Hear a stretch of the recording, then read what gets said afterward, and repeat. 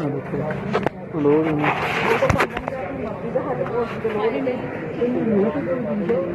ਸਾਡੇ ਤੋਂ ਵੋਟ ਦੀ ਲੋੜ ਹੀ ਨਹੀਂ ਇੱਥੇ ਰਹੀ।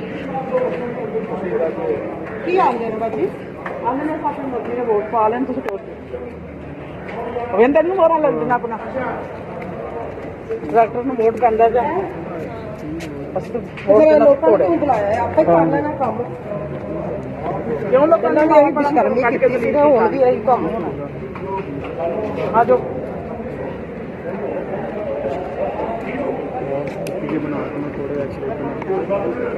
ज़्यादा आपने शेयर करना